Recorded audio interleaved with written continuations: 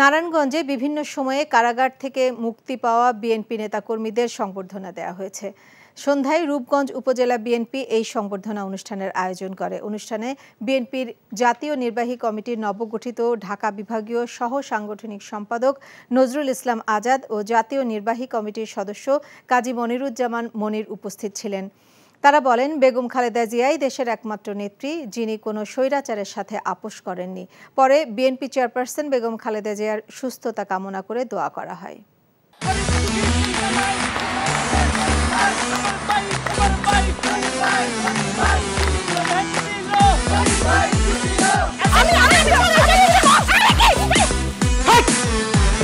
কি ধরনের আকাম করেছে জানো? সারা বিয়ে করলো দুখান, কিন্তু ফেসবুকে রিপোর্ট করেছে একখান।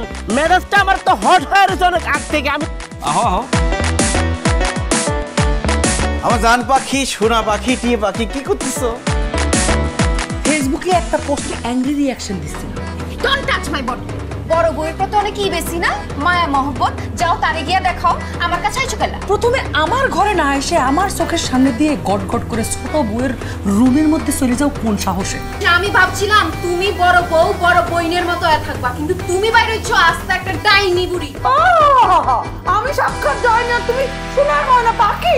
চুপ করো।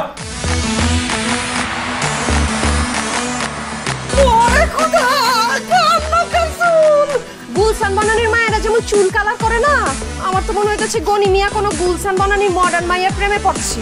আমি জীবনে বিয়ে যদি করি একখান করবো, দুইখান করবো না। তোর তিনটা আমার করবো। আরে কি করতেছ? আরে বাইরে করতে বাইরো, যা কইছি শুনো, গড়তে বাইরো। তুমি কি করতেছ? তুমি কোথায় যাচ্ছ স্বামী আমার? হ্যাঁ, তুমি ছাড়া মোর কোনো গতি নাই। তোমার ঘরে একটুখানি দাও ঠাই। দেখাই দিচ্ছে ছোট বউ তার আসল রূপ, নাগিনী সাপিনী। শুনছি ভালোবাসা টিকে থাকে বিশ্বাসের উপর। আমার উপর তোমাদের সেই বিশ্বাস ছিল, আজকে দেখতেছি আমার উপর আর কোনো বিশ্বাস নাই। যেহেতু বিশ্বাস নাই, তোমাদের সাথে থাকার কোনো ইচ্ছা আমার নাই।